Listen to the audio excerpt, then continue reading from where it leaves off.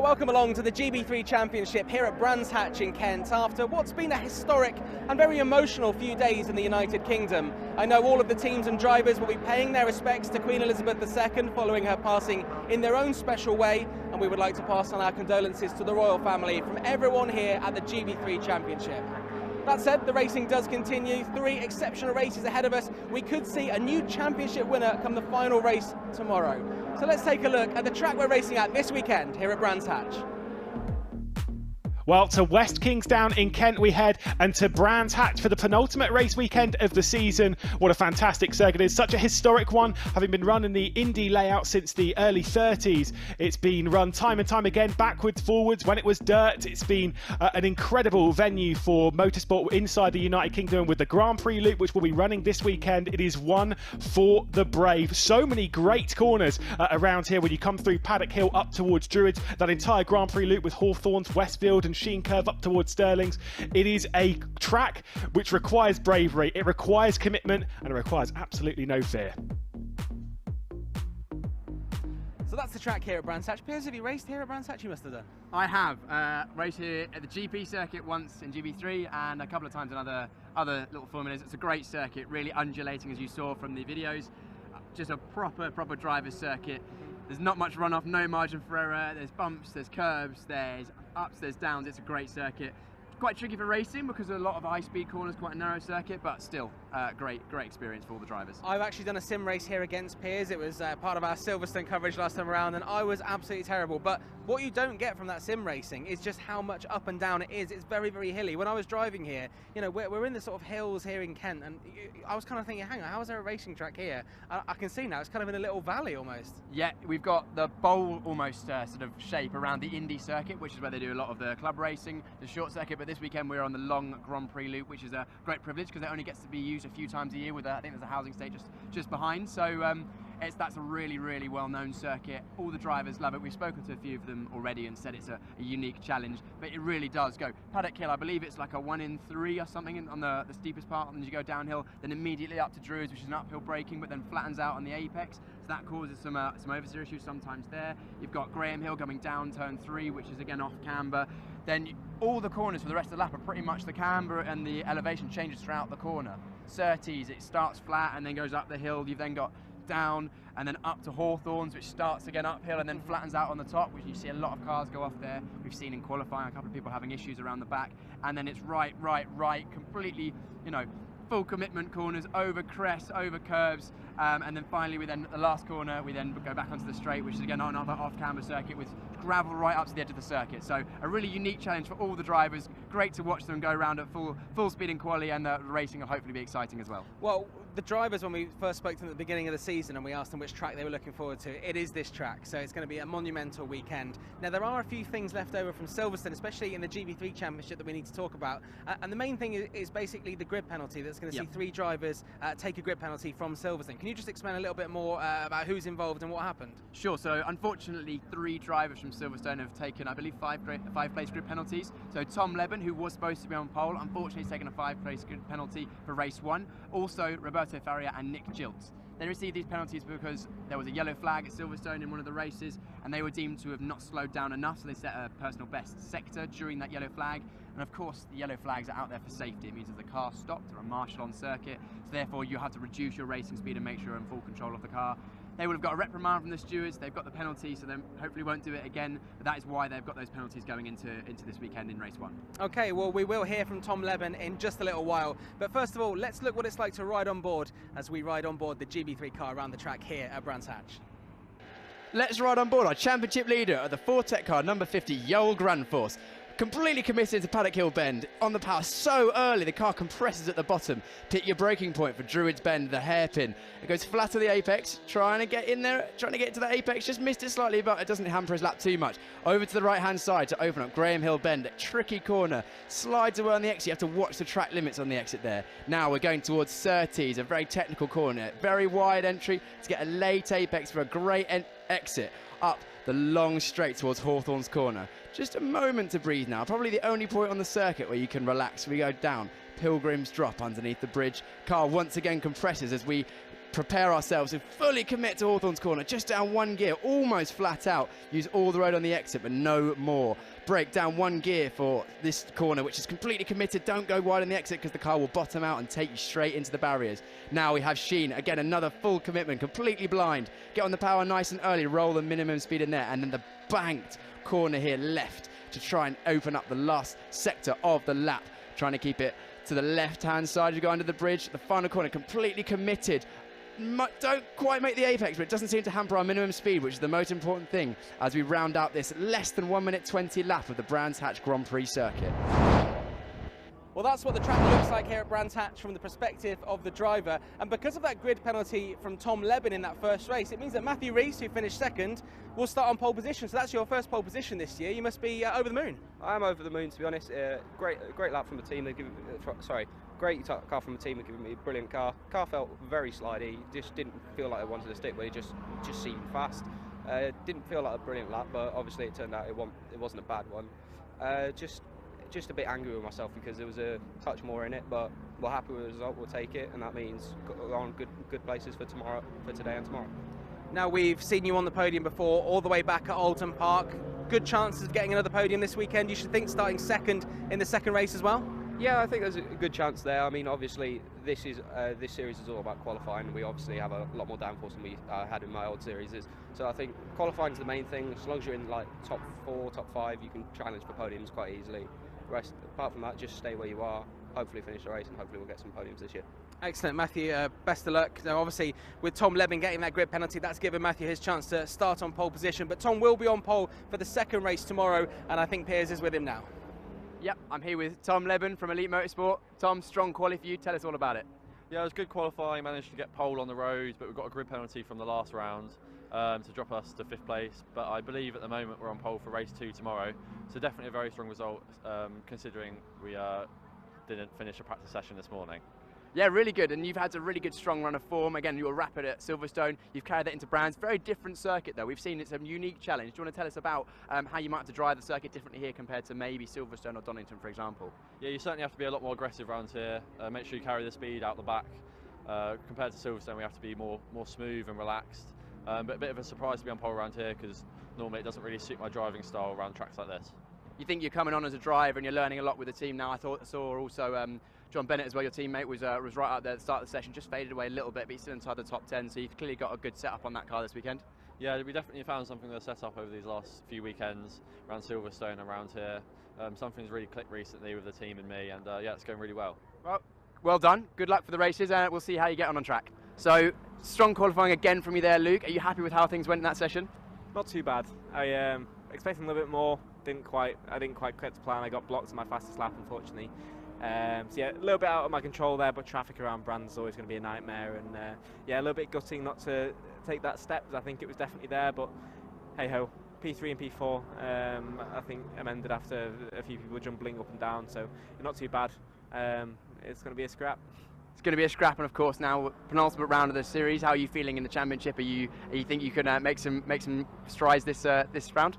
Yep, we've got to get the foot pedal down now. 11 points gap. I think we're pretty safe from behind, you know, especially with what's happened today in the qualifying results with the guys a little bit further behind. So it's really looking, well, it's shaping up to be a 2-round shootout between me and Joel. Well, we're looking forward to it. Of course, you got held up, you mentioned a moment ago there in quali. Brands is a very narrow circuit, unique challenge. Will that make it potentially more difficult to come through in the races? For sure, yeah, it's going to be very difficult to overtake. It'll be probably quite processional. But I'll tell you what, the first corner, second corner is going to be quite exciting.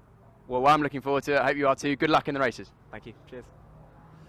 So, another strong qualifying right up there. How was qualifying for you?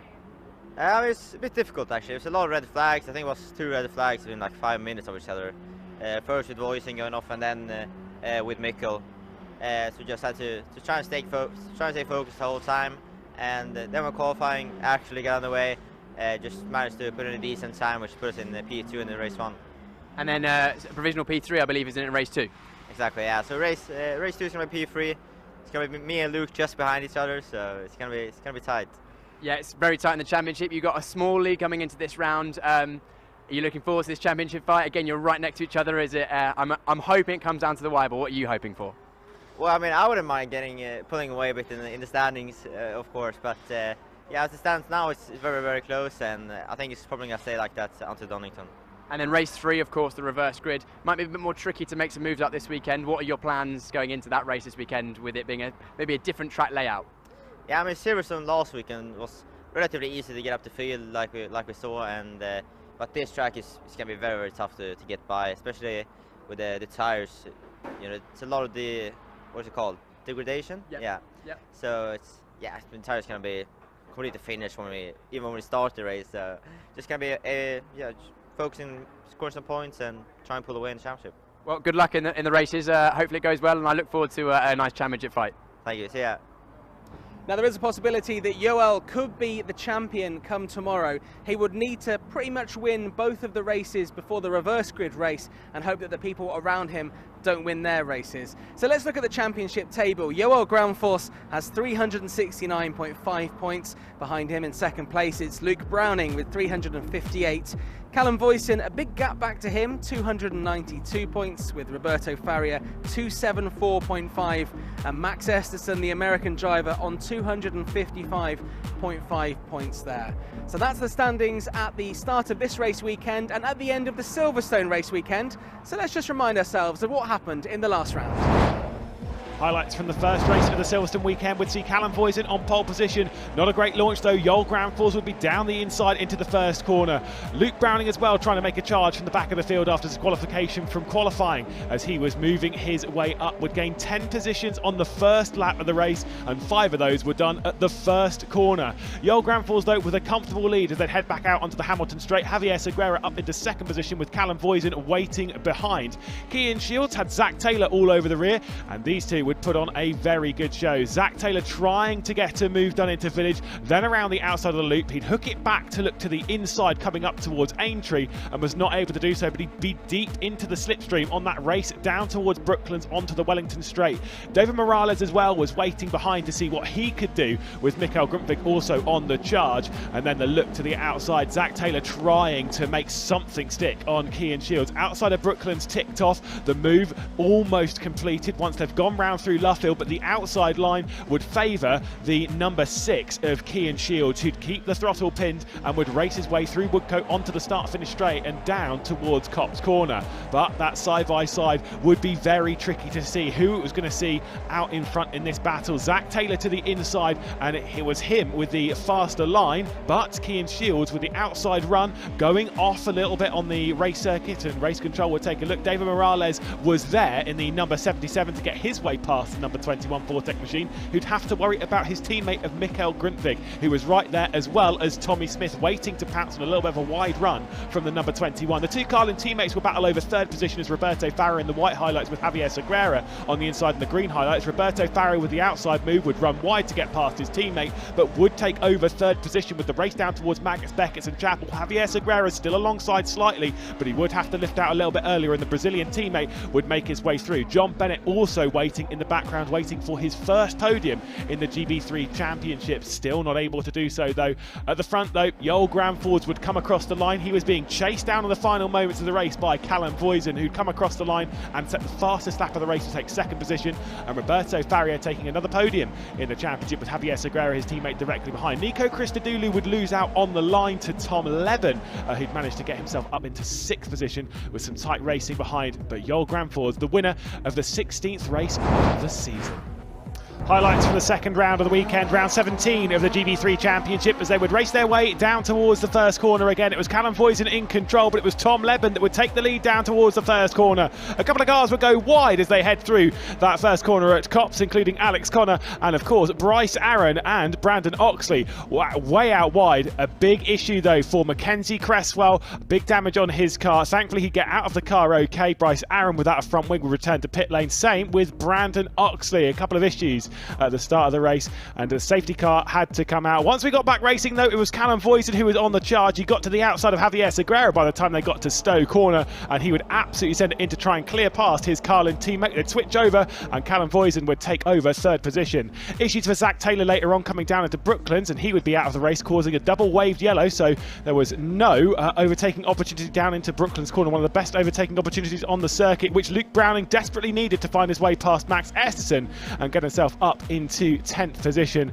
Unable to do so as Bryce Aaron would also go off the road. He'd keep his foot in to try and keep it moving and out of the gravel trap, but again, double wave yellows were used. This was the big drama of the race. Tom Leben hanging on to the race lead, but Callum Voisin was setting fastest lap after fastest lap, trying to close in. He'd look to the outside coming through Village, into the loop as well. He'd keep his foot in, trying to get around the outside of Tom Leben, who wouldn't see him coming. A bit of contact between the two. It would rip the front wing off of that Carlin machine and also give Tom Leben a rear puncture. This would allow Joel Gramforce to close his way right in, and as they were racing their way towards the line, it was 3 for the race lead. Tom Leben would take the victory in by 1/10 of a second.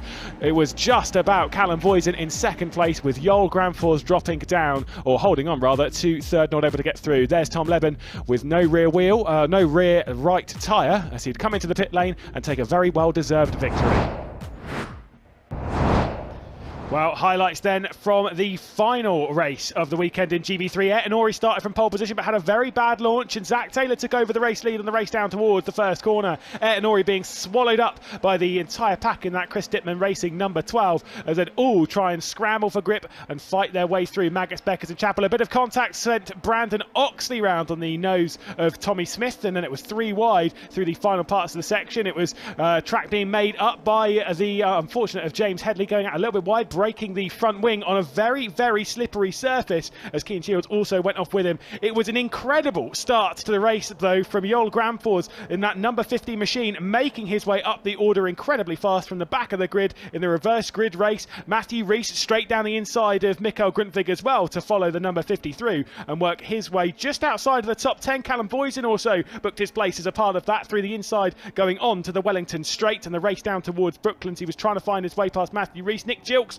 unfortunately on the inside of Zach Taylor, a bit of a spin, too fast going down to the Vale chicane. He'd be backwards in front of the pack.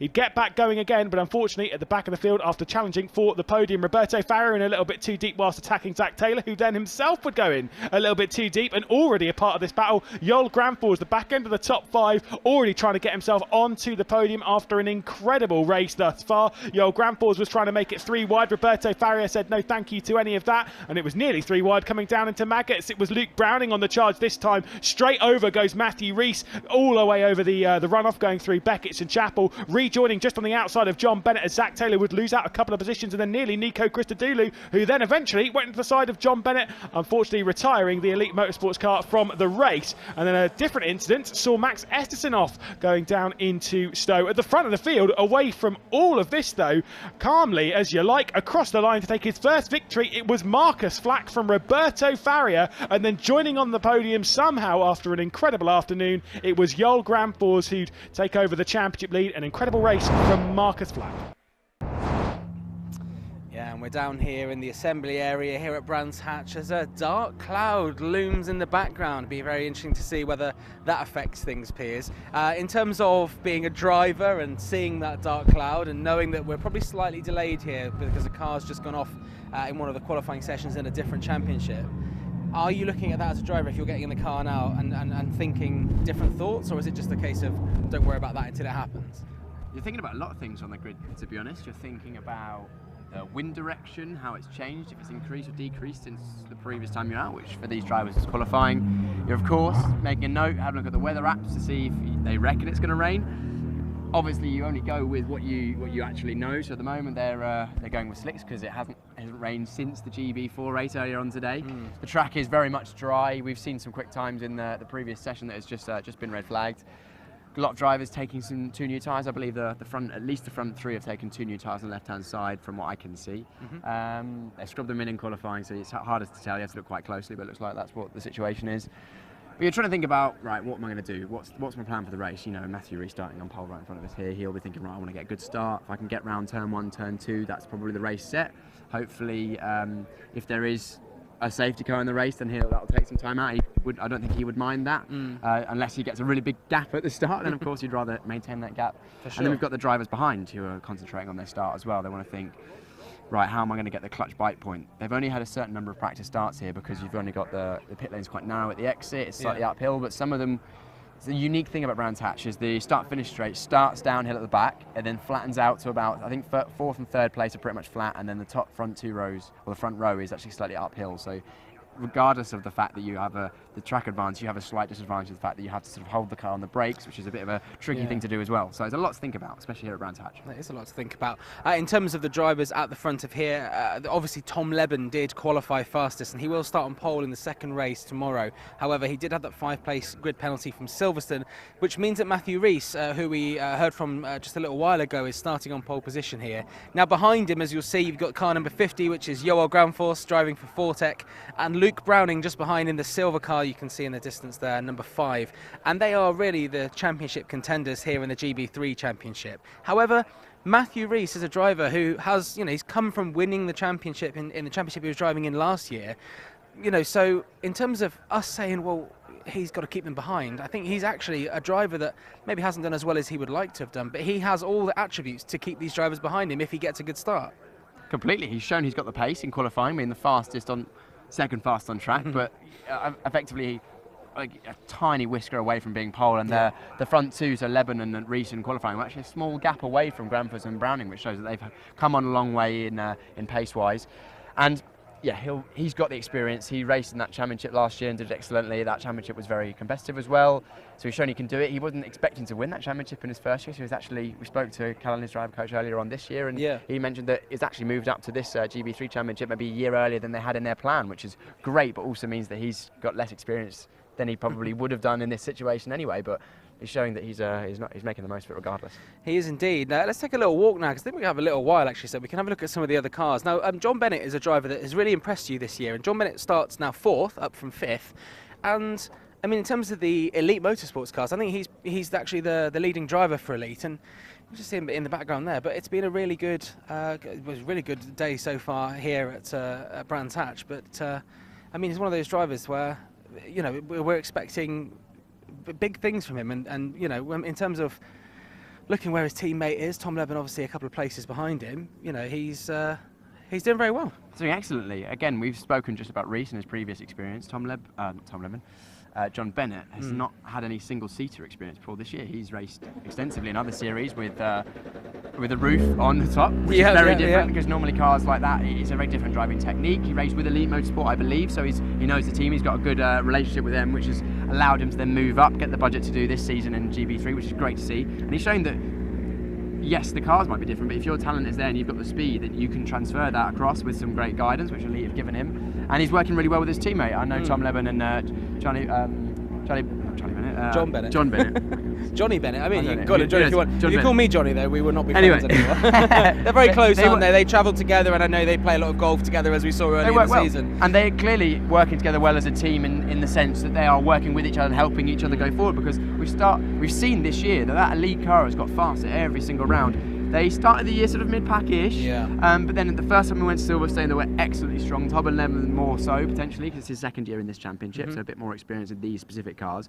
But John Bennett been right there, and he's not far away in terms of lap time, and also not far away in terms of position, and also the championship. So it's a really good, strong team. I'm sure he'll hopefully be coming back for another year next year if he can, and he'll be even stronger, as Leben has been this year compared to last. Incredible. And Nico Christodoulou is a driver that joined the championship, I mean, maybe 3 races in, Canadian driver. You can actually see on the front of the car there, as a lot of drivers are paying tribute to the Queen after her sad passing. Obviously, he's got the black band there around the front of the car.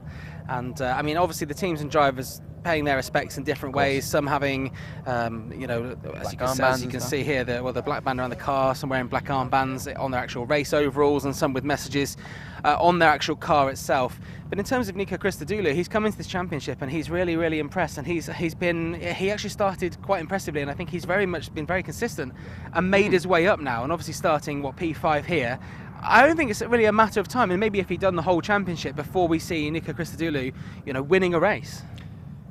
I don't see why he couldn't win a race if he gets qualifying right. The Arden team have really come on leaps and bounds this year. I remember the first round, I think it was Alex Connor and David Morales are really struggling with pace generally. I don't know whether that was the car, the driving, just the lack of experience, I don't know. But this round, especially in every test session we've had, every practice session, every qualifying session, they've been right up there. And we've seen that now with Christodoulou being inside sort of around the top 5. We've got Alex Connor not far away as well. So, you know, that team have come on a long way. And maybe with the third driver, Nico Christodoulou, joining them, and David Morales. Actually, David Morales, worth mentioning, he's a little bit further down than potentially he would have liked to have been, because he was on a lap, on the final lap of qualifying. He went, I believe, purple in the first sector, personal best middle sector. He was on for potentially a top 4 qualifying time in race 1, this race coming up, but then unfortunately had I'm not sure, I haven't caught up with them, but either a mistake or a bit of traffic on the final sector, which meant that he didn't quite put that lap together. So he's starting a little bit further down than potentially he should have done. I know that he's got some new management as well, so he's working hard on sort of the commercial side of things as well. So all three of them at Arden have definitely moving their way forward. Now, we just saw a shot of Max Esterson there in the blue car. It's number 42 if you're watching out for him in the race, American driver. He's 6th in the championship at the moment, actually, and doing very well. And I think it's good time to recap the championship just at the moment, in case you're a little bit out of the loop. Yoel Granfors, so Yoel will be starting 2nd in the red and white Fortec car. He is on 369.5 points, with Luke Browning, the car that's actually behind him in the championship, in the race, starting 3rd place. He's on 358. With Callum Voisin, Callum struggled, didn't he, earlier on? We saw Callum go off a couple of times, Piers, and he's on 292 points. With his teammate Roberto Faria, 274.5 points behind in 4th. And as I say, Max Esterson there, starting 6th today, but 5th in the championship, 255.5 points. And then we go back to Tom Leben, 242.5 in 6th place for Elite Motorsports. And I think really those are the drivers that could, in theory, be up there in their 1st, 2nd and 3rd places in the championship before the end of the season. So, I mean, in terms of Max's driving, I've been very impressed with him. And I mean, there's quite a lot of drivers. I feel like Roberto Faria is a driver we've spoken to quite a lot, and I know he's done this championship for maybe 3 years. This is his 3rd year now.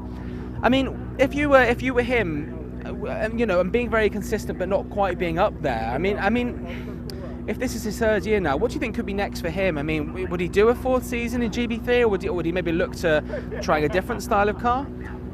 To be honest, it completely depends on the situation, both financially, logistically, because I know he's Brazilian. He might be looking, I think most people don't tend to do 4 years in one series, especially in these sort of ladder series. I think he did a sort of half a year in 2020 or a few races, then did a full season last year and a full season this year now. Got you. And he's done really well. He's had some great results, but not quite broken into that sort of top layer of drivers yet. That hasn't had the race wins that he potentially has hoped for. But there's no reason why he couldn't go on to success in different championships, whether it be single seaters or GTs or prototypes or anything like that. We've seen drivers from this series and go on to so many different things. We've seen them go into Le Mans. We've seen them go into eventually Formula 1 with Lando Norris being a notable, of course, graduate of this championship and champion of this championship in 2016, I believe.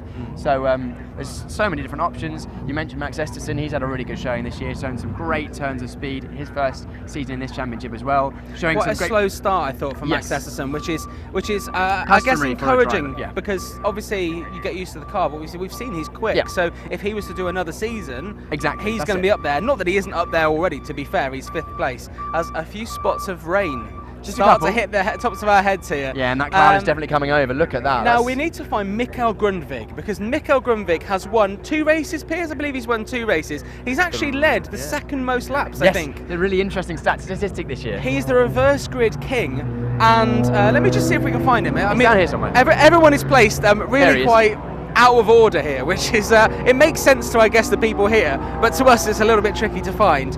Now, Mikael Grundvig is very unlucky. I don't know if you saw this, Piers, but he's starting at the back because in qualifying there was a malfunction with his internal fire extinguisher, and he had what he describes on his social media as a bubble bath shower in his car.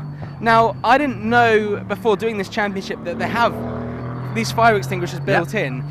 Has one ever gone off on you while you've been in the car? Thankfully not, because one, it's ruined your qualifying session of your race. But 2, also quite unpleasant to get covered in effectively what is wet foam.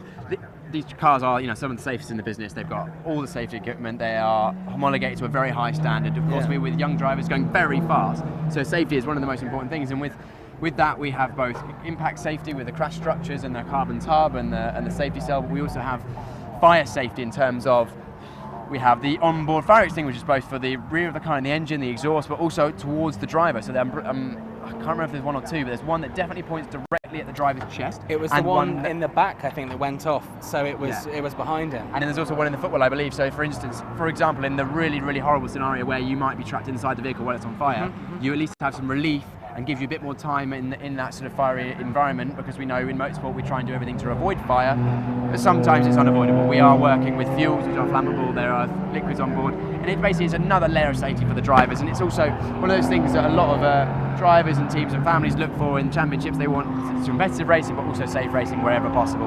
We all know motorsport is dangerous, but reducing those risks as much as possible is what we're trying to do. As we just saw actually next to Mikko Grundvig, we have Callum Boyce in there who's had really, really unfortunate actually. I thought it might be worth talking about him a little bit more. Yeah. Showed excellent pace. He was quite fast in testing yesterday, he was fastest this morning, but actually and then had a bit of an issue in both practice and qualifying, going off at the same corner, which unfortunately ended his session in a crash, and meant that he's not qualified where he has, although he has had some good news leading up to this round, being named as a BRDC Rising Star due to his excellent performances and third place in the championship this year, fantastic. which is his first season in this championship, of course, as well. So. Now, as we look at Callum Boyce's car here, Piers, as a driver yourself, if you are new to watching our live coverage here, or you're new to looking at these kind of cars, can you just run us through, like maybe from the front to the back, just everything that these are stock cars, aren't they? But there's a lot that you can adjust. So let's start with the front wing as we look at it here. I mean, there's quite a lot of adjustment here. Yeah, of course. Let's start with the front wing. So the front wing, of course, produces a lot of downforce. It's a very big surface area. You've got the massive end plates you can see on the left and the right hand side. These basically stop and channel the air past the front wheels with a little flip at the bottom, which makes it basically more efficient aerodynamics. You can see the H on the inside of the panel there. That is a tribute to Henry Surtees, who unfortunately lost his life here in 2009, but he was part of Carlin's family, as they like to call it. So they pay tribute to him throughout their cars, and they have it on all their cars. You then have the main body, which holds the wing on, which then is the main body of the nose. That is a crash structure, so that is designed to crumple in a front impact and will absorb a lot of energy, made of carbon fibre, so carbon fibre is a very strong material. We then have, just behind that, you can see there's the suspension wishbones. So you'll see there's two planes. You've got the upper wishbones and the lower wishbones, which hold the wheel. They go up and down with the wheel, with the suspension springs hidden inside the front of the chassis. And of course the front wheels, you can see two new tyres on the right hand side of Callum Boyce, so different tyre strategies going on there. And then obviously the driver's feet are right behind those suspension implements. In terms of the suspension there, and I've always looked at these types of single-seater cars, and I always think this suspension does not look like it's strong enough to hold a wheel. Now, what is it made of, this suspension? It's made of a metal. It's basically a spring. I can't remember if there are springs front and rear in these, so they're like coil springs. Whereas in some higher series and bigger cars, you often have torsion bar springs as well, which are effectively like a big bar that twists. Whereas these are actual conventional springs with dampers, and you can change the spring rate, which is basically how stiff the spring is, and also the damping. So that's both in compression and rebound. So compression will be, for instance, at the front when the car brakes, all the force goes forward, and that is the compression as the car squats down at the front. And then the rebound would be, for instance, at the front end, when you come off the brake, and then when you hit the accelerator, the front comes up, and the dampers control how that happens, whether it's fast, slow, aggressive, or not so aggressive. And there's so many different things. I mean, these cars, you can see the number of different settings. You can have the front wing alone, then you've got the damper settings, the coil setting, the spring settings, you've got the toe in, toe out, you've got camber, cast, it's so many different things, and it just throughout there's probably, I imagine, millions of combinations of setup you could have with all the things you can change. Well, we know the teams are very, very keen for us not, when they're setting the cars up, to film certain things. We certainly can't film parts of the engine to see the adjustments they've made there, and you can see why, because these cars are all stock cars, but there's so many small adjustments you can make. Well, actually, to be honest, small correction there, John. Actually, they don't like us filming the rear end of the car generally when they're changing stuff. It's not the engine, because all the engines are stock. They've got the same gear ratios, same engines, all tuned by the same people, so they're not normally making changes to the engine. It's when it rains and we see them have to take the rear cover off, it's because actually they've got the rear roll bars and the rear springs and dampers right on top of the engine.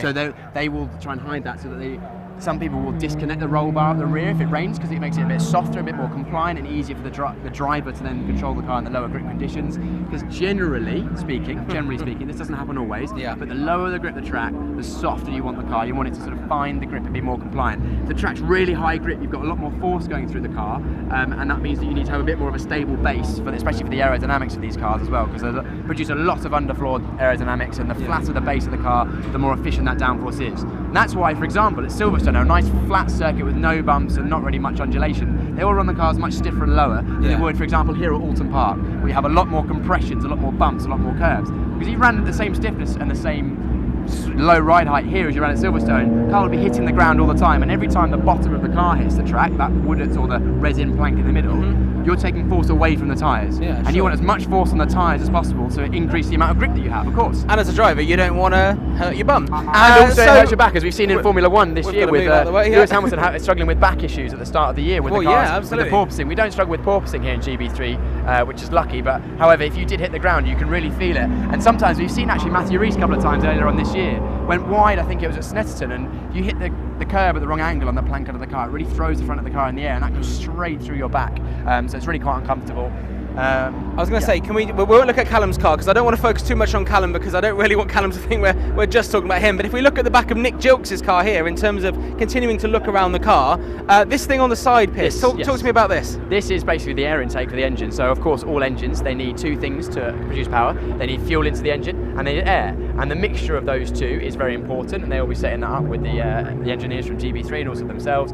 And this is a new addition for this year. So previously, you can see now the air goes in this part of the car. Previously, the air intake was above the drivers. However, it's moved to a more traditional Formula 3 position of on the side, and the air goes in the side of the engine. And now there's advantages, disadvantages to that, but ultimately it doesn't make a difference because everyone's running the same situation.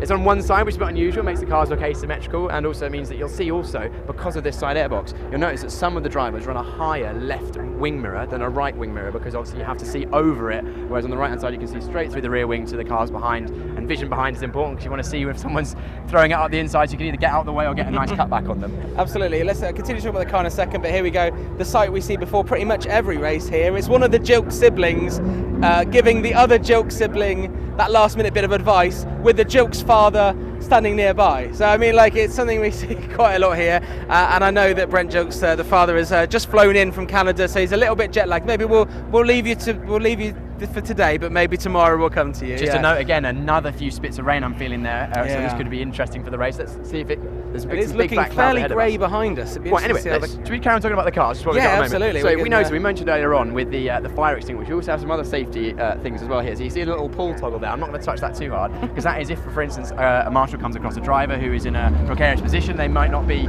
ready to go themselves. They can pull that and it pulls the ignition, so there's no electrical issues, and also reduces the risk of any more fires starting. So there's a lot of safety in these cars, both for the drivers, the marshals are all briefed as well, so there's a lot of safe racing ahead. I'm going to head over to the comms booth, I'll leave you to it. Excellent stuff. Piers, I'm going to ask you to leave your microphone next to the wall there. Thank you very much. We were just talking about that there. We will get Piers to talk to more about the back of the car, because obviously there is the rear wing as well and the rear wheels. But for now, it looks like all the cars are leaving. We can see them losing one by one. And it looks like with the GB4 race earlier on, it was a little bit stunted because one of the cars had a bit of a problem, couldn't quite get started. But it looks like the cars here are going out in order. We've got Richard Dutton here, the boss of Fortec. All good with you, Richard? Yeah, he seems like he's doing all right.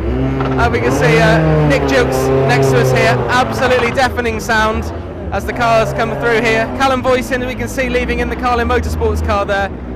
And Mikael Grundvig starting at the back there. Very, very disappointing for him. Normally, if he is slow in qualification, it means he's near the front for that reverse grid race, which means he has a really good chance in that final race, because as we've seen in the third race of a couple of weekends now, some exceptional pace, and he certainly knows how to stay there once he's there, and that's what's given him his 2 race victories so far.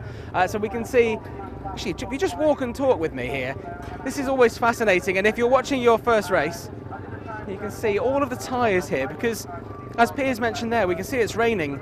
They will always bring the wet tyres here, because you imagine that it starts raining with 2 minutes.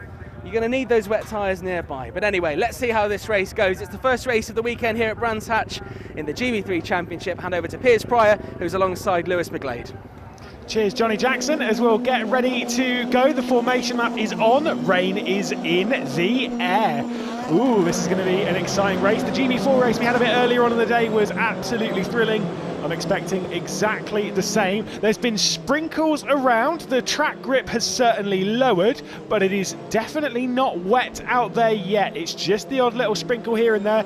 To be perfectly honest, it's exactly what made the previous round of the season at Silverstone so fascinating, as we saw Marcus Flack taking a victory there. Absolutely incredible scenes. This will be something very, very different indeed. Of course, we've had grid penalties to talk out that have been dished out to Tom Leben, who was originally slated to start this race from pole position, and to Roberto Faria. Nick Gilks has not taken his 5th-place grid penalty yet. He'll be taking that later on. Let's take a look, though, at the grid. Matthew Rees will start this race from pole position alongside championship leader Joel Granfors. Directly behind him, it'll be the big man himself, Luke Browning, starting from 3rd position, looking to rescue his hopes of the 2022 title, starting alongside John Bennett, who's had his best qualifying of the season, along with Nico Christodoulou as well. Tom Leben, who was originally started to start from the pole position, now moves back 5 places and starts from 6th in his Elite Motorsports car, just behind his teammate, with Max Esterson and Alex Connor. Arden Motorsport looking pretty fast this weekend with Christodoulou and Connor. David Morales a little bit further down the grid. Bryce Aaron with his best qualifying session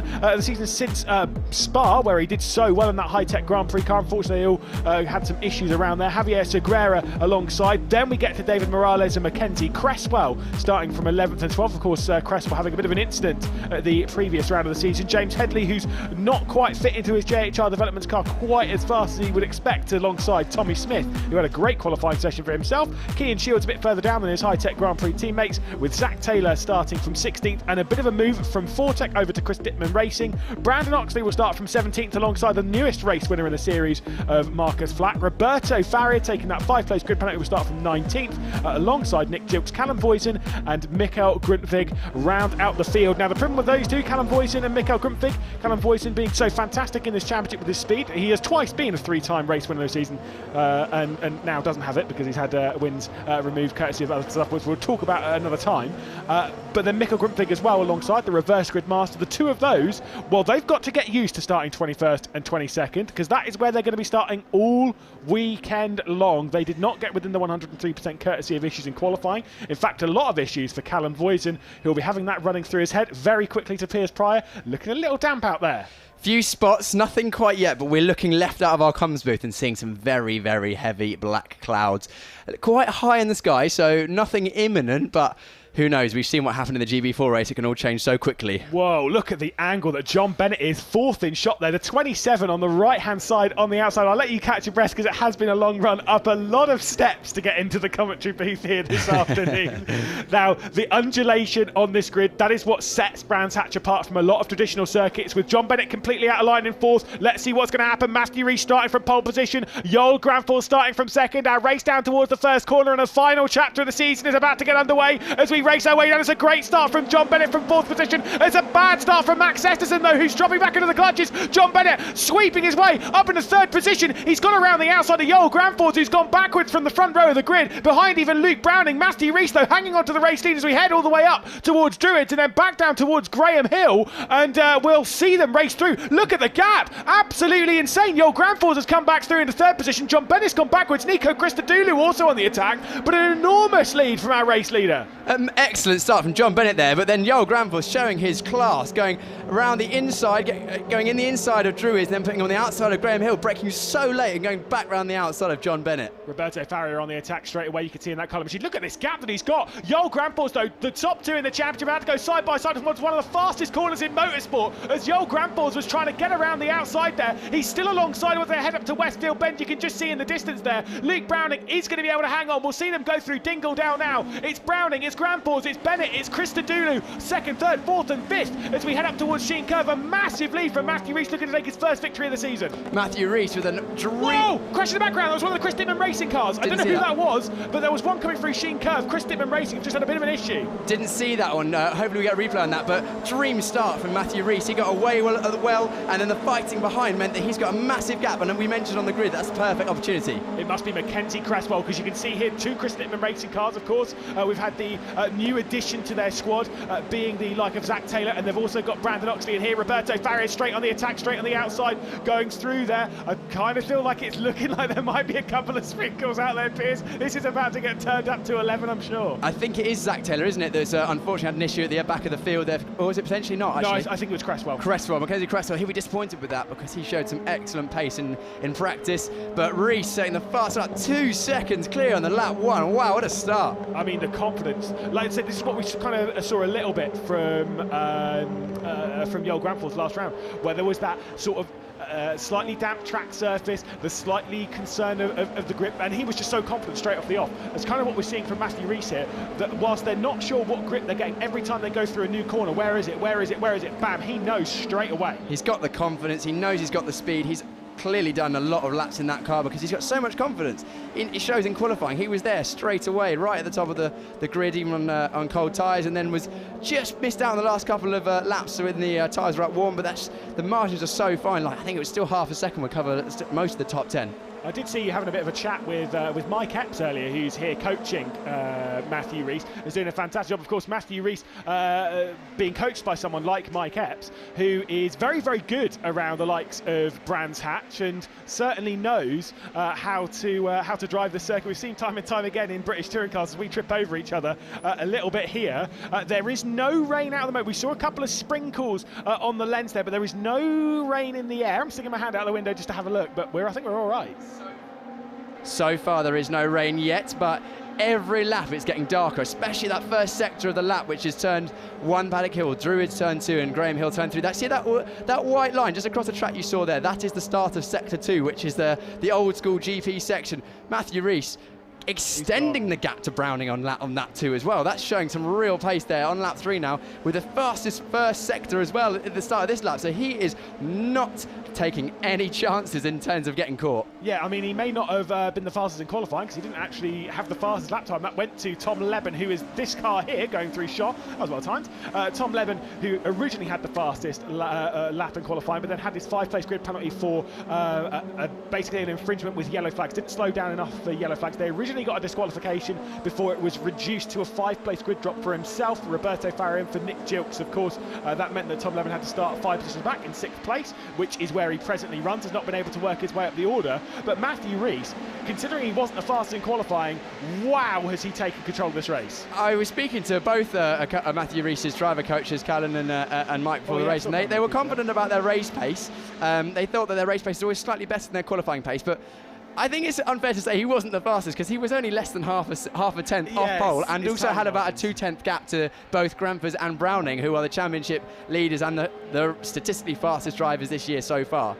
This lap, it seems to be coming down a little bit. Of course, it's the tiny margins, a 10th here, a 10th there. Got to say, a little bit wide there from John Bennett. Christodoulou's going to be quite close by the time they get up the hill towards Hawthorne. So you can kind of see there the gap for 4th position, very close. John Bennett, the closest one to the camera in the black and yellow, the black and red here of Nico Christodoulou, definitely having his best race of the season. Got to say for John Bennett, the last round of the season where we went racing at Silverstone in that race 3, he was absolutely phenomenal.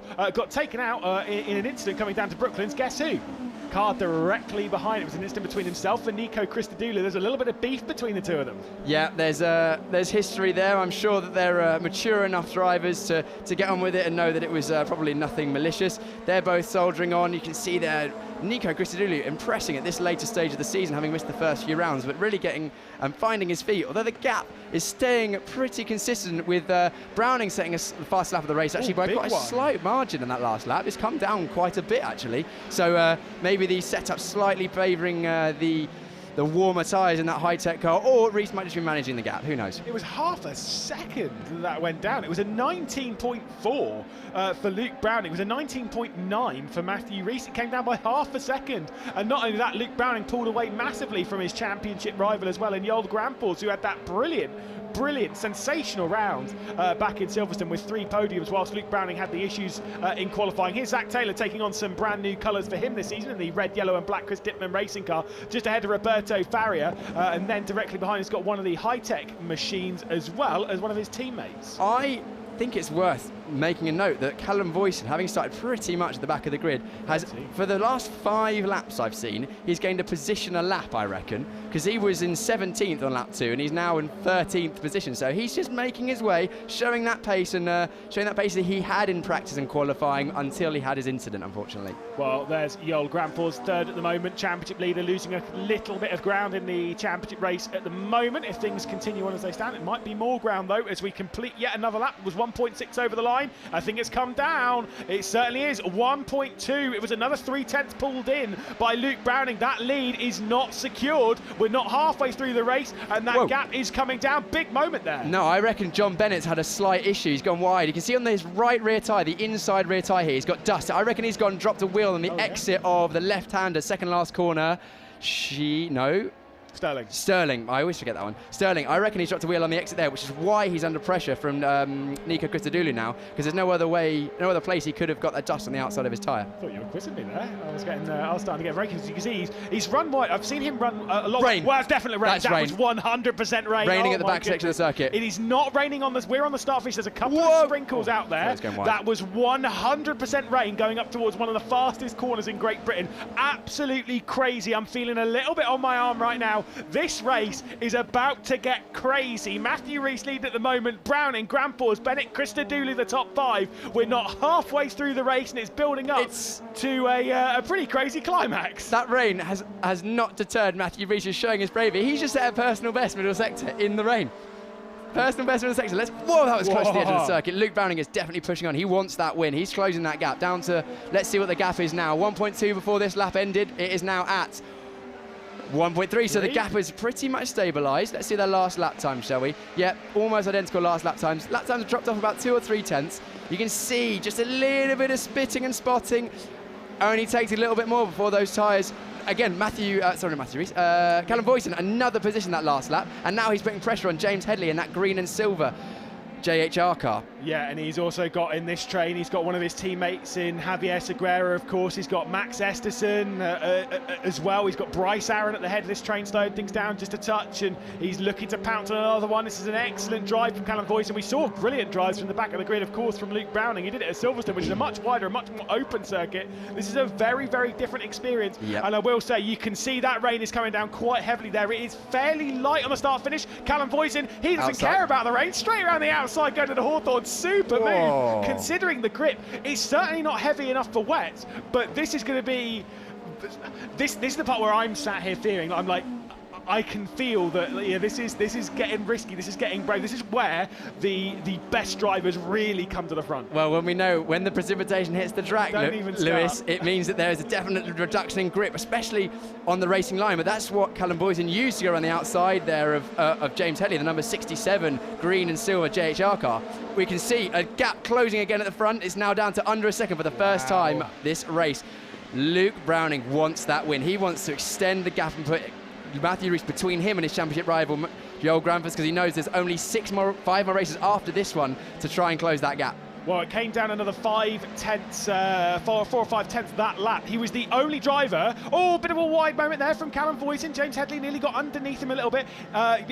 Luke Browning was the only driver in the 19s. So very, very impressive there as we can see them funnel their way through Graham Hill. Still raining. It's still fairly light. I think the heavier rain, not to get too much on you, I think the heavier rain is missing the west-southwest side of the circuit, which means that we're missing the heavier. We're just picking that last little bit, the little scraps off of it, which are enough to kind of make this. It's almost harder when it's like this, isn't it? When it's sort of just between being wet and, I mean, this is not just between, you know what I mean? Yeah, and see the change of weather we're having. It's now sunny over that part of the circuit, so the weather really cannot make up its mind. Although, that is number 4. That is number 4. Oh, Bryce Aaron using all of the circuit on the exit sheen curve there. That is very high risk, because you know if you drop a wheel there, that could be the end of your race. I've done that in sim racing more than once, so yeah, no, I'm with you. Not quite in a real car, I must say, but as they head around the final corner to start finish, it's the battle for 4th position. You've got John Bennett and Christodoulou coming through there, then you've got 6th, 7th, and then when we get down to this little battle, you've got Bryce Aaron in that train, like you say, Callum Voisin, 4th car in that train, going on the attack, trying to make something stick with the afternoon, because considering he's going to have to start from the back, he's got to get used to wrestling his way. He wants the grip to be like this all weekend. Yes, the more rain, the more changeability, the more opportunities there is for Callum Voisin to make positions throughout this race. Let's look at the last lap time. So last lap, Matthew Rees at 1:20.1, Browning at 1:20.0. So very, very similar. However, the gap is still slightly coming down. Granfus probably quite happy to just play it safe. He knows he's got a bit of a championship gap. He's going to let Browning push on and potentially make a mistake. He's safe in 3rd position at the moment. He's got a 3.5 second gap behind, 4.5 second gap in front. He's like, you know what? Sometimes you just got to know when to pick your battles. and what is he, I think he's 17 now, 16, 17, very young. Definitely a superstar of the future. Yes. I love seeing young drivers with that mentality of, I'm not going to push this too hard, I'm not going to overstretch myself. Sure, it might not be the win, but I mean, let's be honest, you don't have to win every single race to win a championship. You don't even have to win most of them.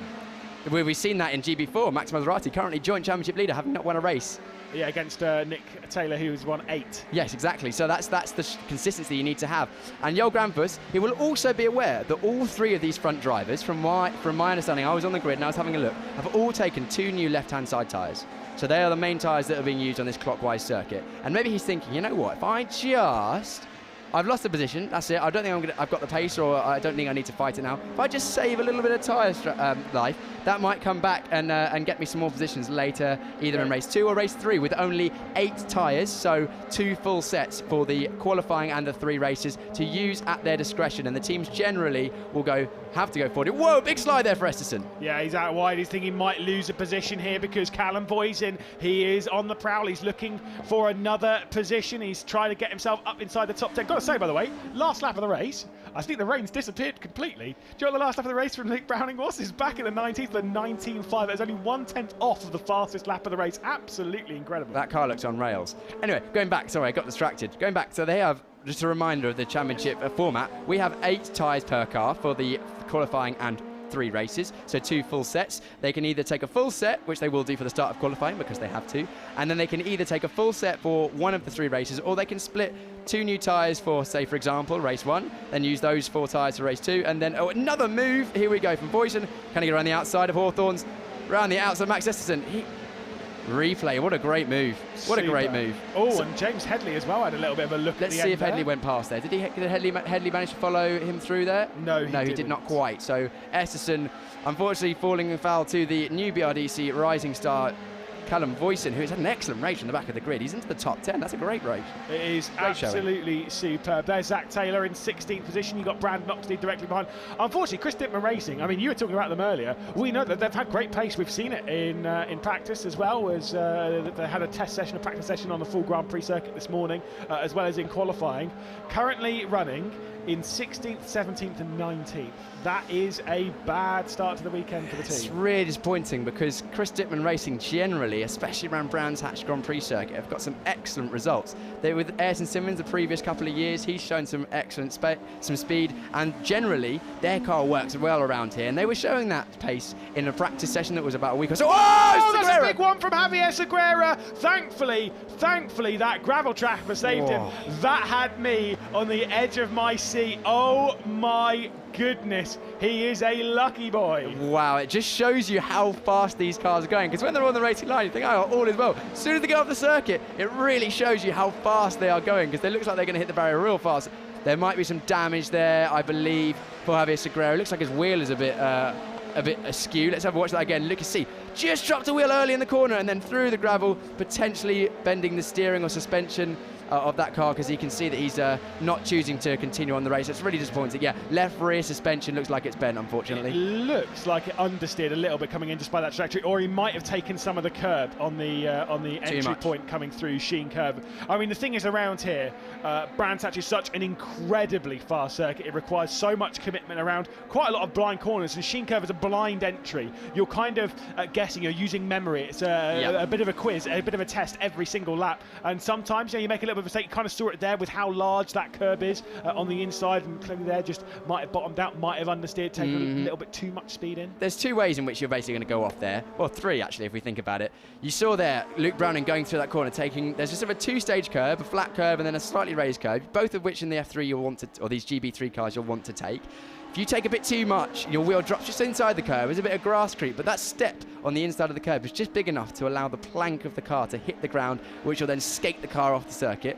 That's one way you could go off. You could also turn in too late, miss the curve completely, and then end up running off the circuit, or just carry too much speed, which then scrub you understeer off the circuit. So Javier Segura looks like a small mistake there, which unfortunately ended his race.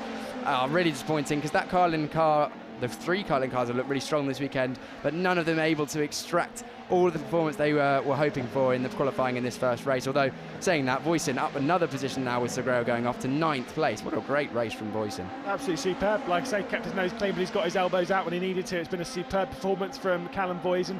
I think he'll be pretty happy with 9th. Of course, he is battling to try and grab 3rd position in this championship.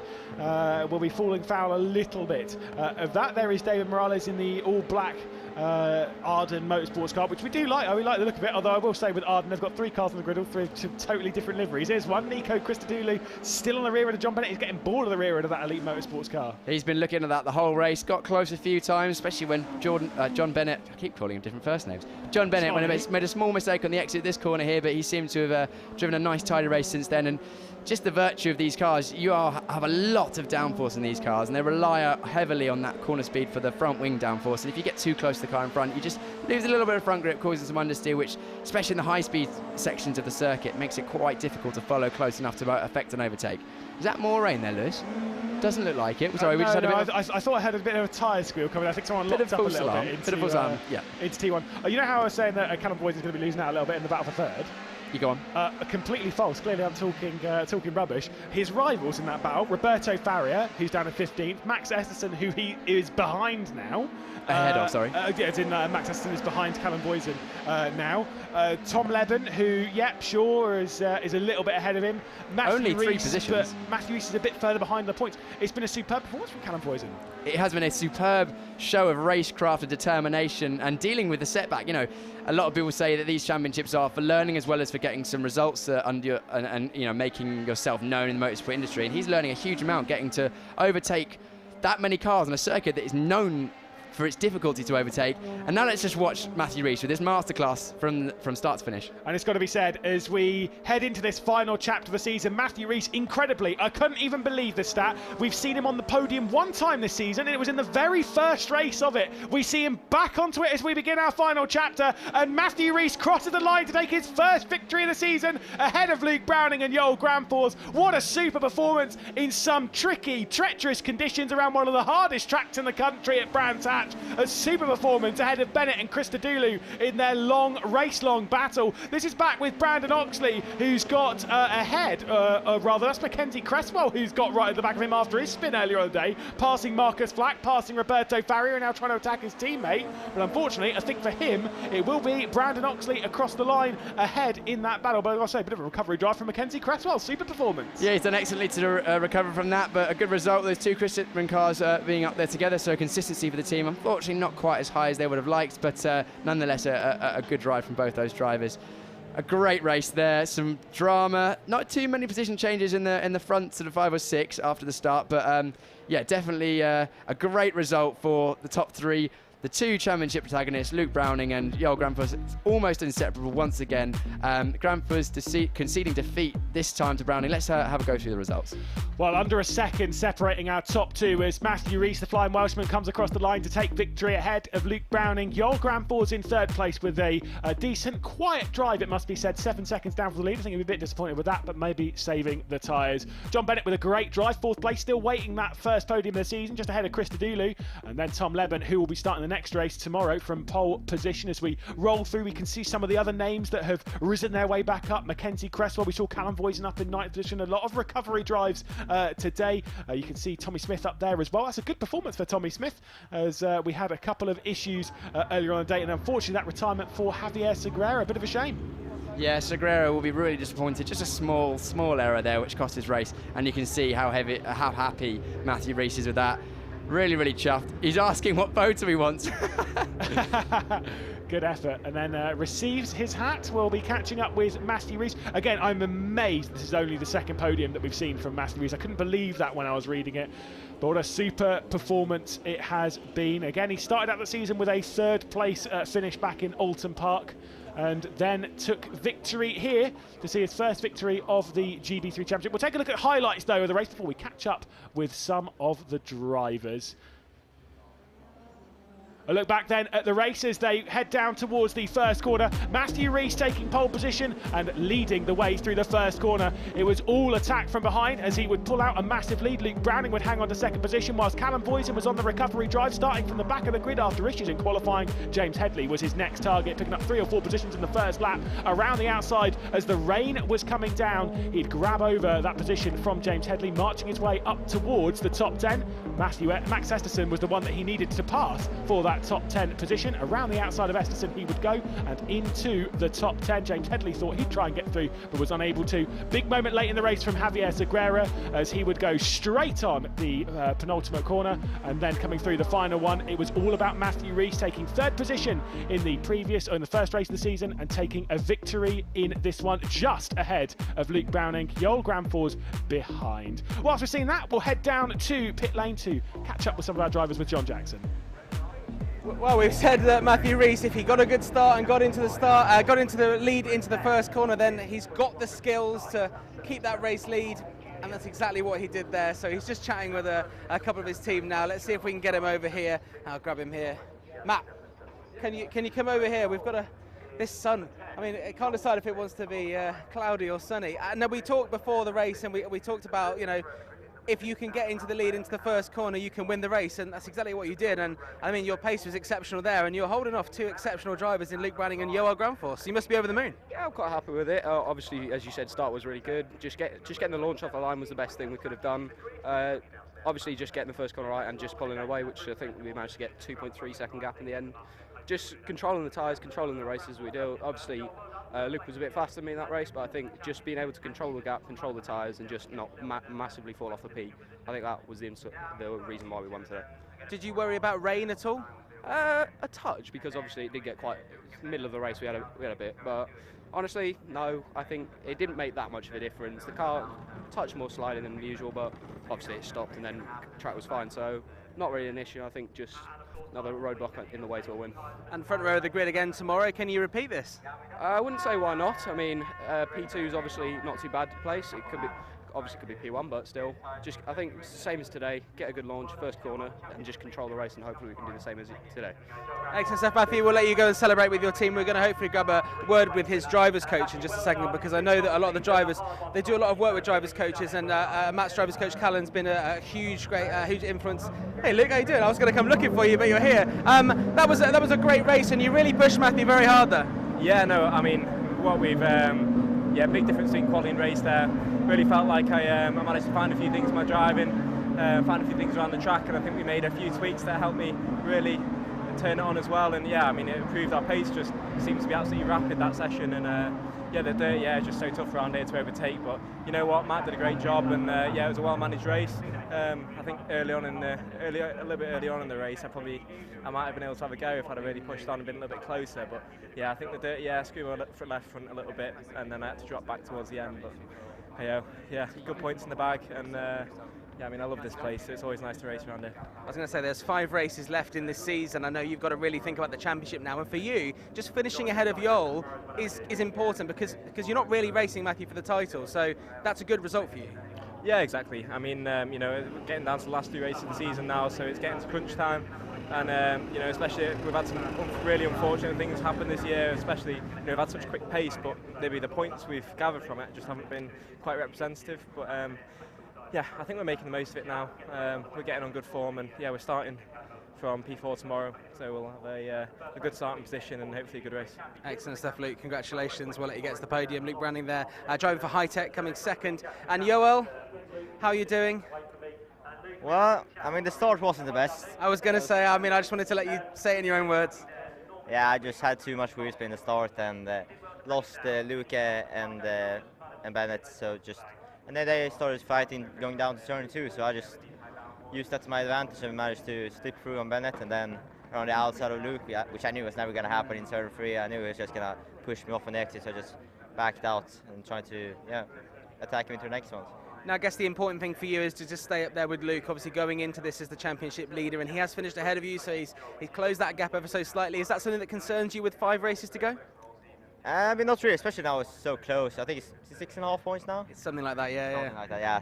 So I mean, it was tight before with 11, but now it's even closer. So I've just got to make sure to finish these races and yeah, save some tires in this one as well. So I hope we can have a good chance in the last one. Excellent stuff. We'll let you get to the podium. Yeah, Johan Grand Force here, driving for Fortec. So, you know, another exciting race in the GB3 Championship. I believe they're pretty much ready to go to the podium now, so I'll hand back to our commentator Lewis McGlade to talk you through it. The old Grand Force. Talk through all of the points and where we're standing. He's absolutely spot on, which just shows how mentally a part of the race all of these drivers are when it comes to the race for the championship. He is absolutely spot on. It is 6.5 points at the top of the championship that Joel Grand Force will lead. 393.5 plays Luke Browning's 387. Again, very, very impressive how close they've been, how many times we've seen them on the podium, and how many times we've seen Joel Grand Force on the podium recently, to be perfectly honest. Since Silverstone, he obviously had the triple podium there. We had a first, third and a third. Well, he's now had yet another third place finish. You can see there in the middle of shot chatting to Piers Pryor. That was Mike Epps. Of course, we know about O'Keefe, who's been teaching and coaching Matthew Rees. Mike Epps, as I said before, has been another one. You've got Ollie Dutton as well down there, team principal of the Fortec team. As Javier Segura's car, who's not joining the podium battle or receiving any sort of award. Unfortunately, he's just in there as a courtesy of retiring from the race, wasn't able to get back into the lane. So it's a bit of a shame for Segura to have lost out, but again, we've spoken before about the performances of various drivers on the grid, the likes of Callum Boyes and whatnot, to have returned their way up the order, but we'll see out onto the podium in a couple of moments' time. The trio that have taken to the top steps, of course, we know it's slightly subdued celebrations on the podium to what we're normally used to. Of course, with everything that's been going on this weekend, naturally everything's toned down just a little bit, but either way, victory will still feel good all the same. And as I'm looking at the results of the season, as we'll welcome them onto the podium, it's been a very up and down, a very turbulent season for Matthew Rees. He started out the season very well, and we were always talking about him being in championship contention for the third, fourth, then a 16th in race 3. Race 3s are a bit open anyway, but with a third and a fourth in those first two races, we were kind of expecting that form to kind of carry on, and it just never really materialised. Had a bit of issues in the first race, of course, Spa. There was a bit of a crash down in the first corner, and it caused some issues, but we'll see them out onto the podium. Joel Grand Force with his 11th podium of the season. He really is Mr. Consistency on this front. He'll take to the third step for the third consecutive time. Luke Browning back on the podium, incredibly, for the first time since Spa, of course, having to start from the back of the grid in all of the Silverstone races. After taking that double win at Spa, the first time we see him back onto the podium. Matthew Rees taking to the top step, though, for the very first time in his GB3 career.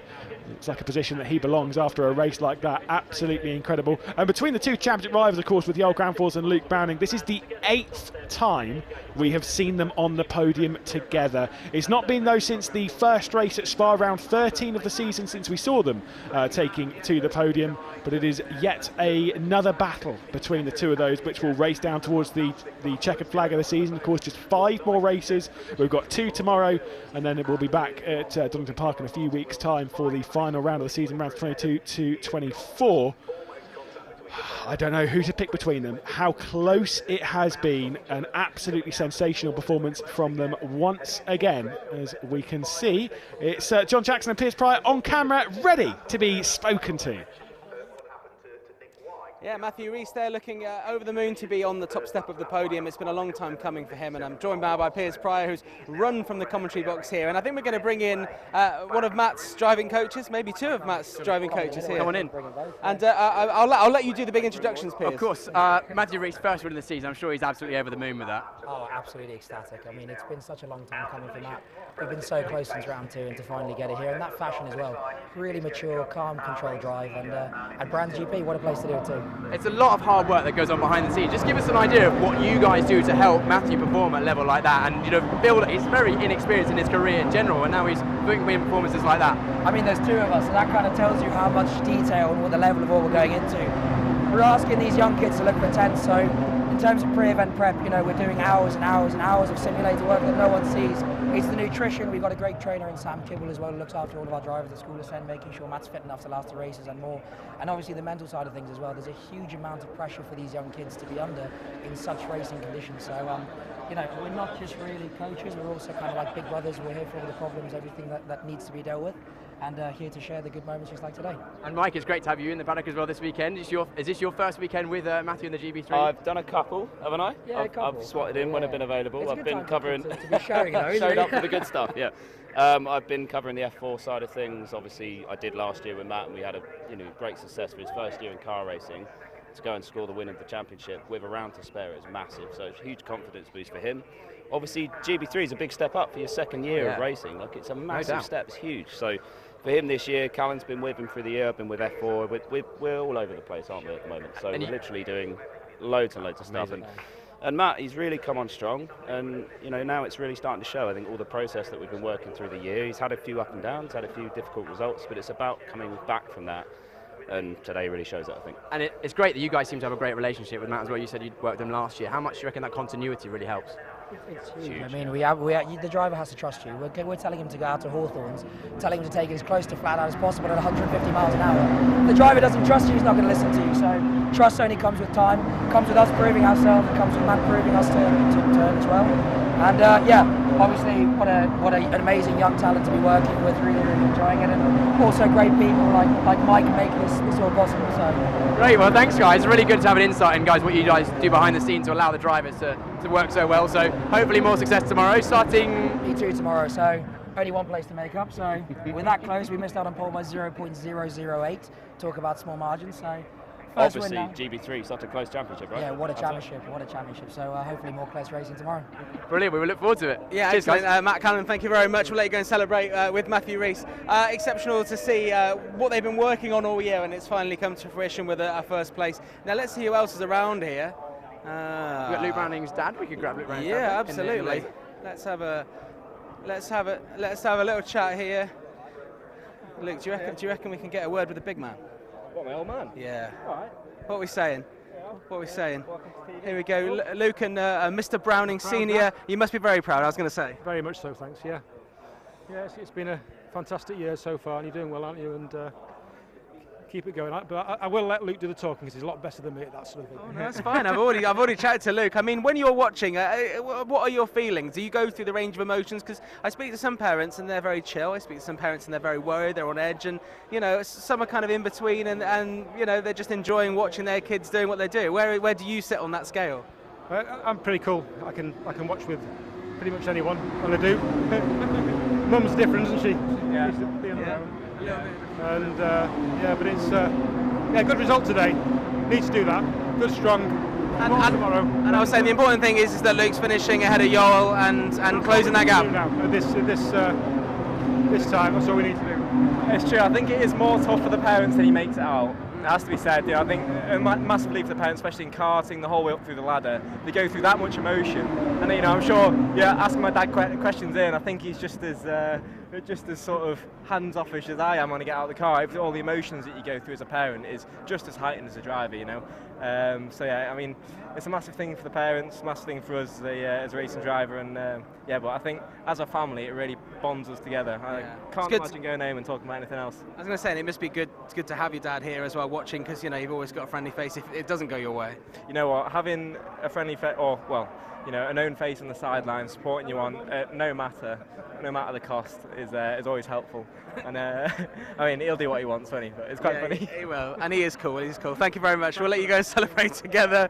I believe that's the third Matt we've spoken to on this broadcast. Matt Browning, Luke's dad. That is his name, Mike. right? Mike was the driver coach. Mike. Oh, I called him Matt. Anyway, there we go. I'm sorry. At least I got Callan's name right.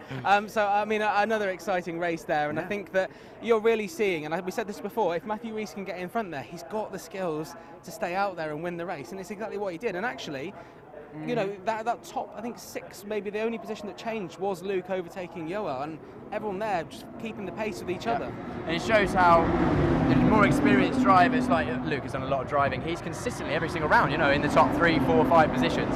Whereas Rees, he's got the speed, he's got the determination, but just that experience allows you to then just extract the most from the car every single weekend. That's what you need to put a championship fight together. So, we'll see if he can continue that for the rest of the last round this round, the last round next year, and then if he continues into next year, that would be great to see if he can go for a championship challenge. I've got you. Now we can see Javier Segura's car behind, and that was the car that you saw kind of go off into the gravel and eventually retire. And that car is here in the pits with the cars in Parc Fermé, I guess because it came in and retired in the pits, and it will return to the garage in just a second. Yep. Now, we were talking just before about his teammate, Callum Voisin, Yes. and how he's the BRDC rising star, and he's put in some exceptional performances so far. And in terms of what he did today, he went from second last all the way up to 9th with some exceptional driving, so we can see what a talented guy he is. Yeah, exactly. He's got that BRDC Rising Star name along with a couple of other drivers. I think, you know, Luke Browning is a BRDC superstar, along with, I think it's one other driver, it escapes my mind at the Roberto moment. Faria? No. We It'll come to us later. We should know this. No, We'll I do. talk about it later. Anyway, but regardless. Someone will say it in our ears, it's fine. He's on a track that is notorious for difficult overtaking. It's very fast, which means there's a lot of aero wash, it's very narrow, a lot of commitment, not much runoff, and he's managed to make, what, 8, 9, 10 places, something like that, which is very impressive. So he's bouncing back as best he can. Damage limitation in his championship, because of course being third currently and then having to start every race from the back, having not done enough laps to make the 103% with the qualifying situation. So he'll be very disappointed, but he's bouncing back and showing that he's got some real grit and determination in him as a driver, which will hold him in good stead going forward in his career.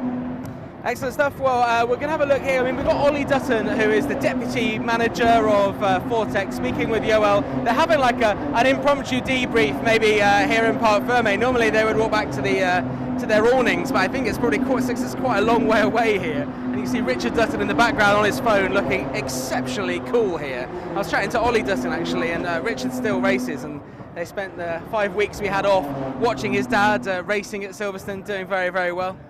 We might have a quick see if Ollie Dustin will talk to us. Piers, go and do the works. Go and do the works. It's quite nice having Piers here, because Piers can be sort of like my messenger. Ah, here he comes. Love this. Love this. Ollie, how you doing? I was just talking about your father over there, looking incredibly cool on the telephone. I mean, yeah, it's very good. Very good. Nice to know that you got to see him racing as well while we had that 5-week break. How was that race for you? I mean, it was a little bit disappointed with Nicholas Taylor earlier on. Yeah, that was a little bit disappointing.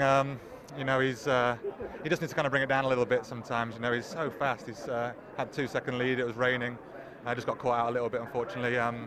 Hardened himself, but he'll bounce back. I think he's on the same points as Maserati now, so we've got all to play for, so we'll see how it goes. It makes GB4 very exciting, and here in GB3, obviously with Yoel, I was saying it's disappointing. You know, he's obviously very annoyed about his start and getting overtaken by Luke, especially as Luke's his championship challenger. However, you know, he's still up there with him, so the gap is still there. Yeah, it's going to go to the wire, isn't it? Starting on P1, P2 is always on the hill a little bit. Both of them had big wheel spin. Luke made a great start, dropped to 4th, managed to get Bennett back at Druids, and then he kind of sat there in 3rd. So at this point, you're just going to get points. Just keep getting points, and then get to Donington and see where we're at. But yeah, Luke's Luke. We know him well, and he's going to keep pushing us all the way. So it's going to make it exciting. Of course, and before we get run over by your car or other teams' cars, we'll let you go. Ollie, thank you very much. And we'll chat again this weekend, I'm sure. So that's it for the racing today. We'll be back tomorrow morning. The first race of the day is GB3, so you're going to get 2 back-to-back GB3 races. That's at 11 a.m. We'll go live 20 minutes before that. And, well, we've seen 2 exceptional races so far today. We're going to have more races tomorrow as we bring you 2 races in the GB4 Championship, 2 races in the GB3 Championship. Everyone fighting at the top of those championships to be the champion. It's going to be another exciting day here at Brands Hatch. We'll be back at 10:40 tomorrow morning.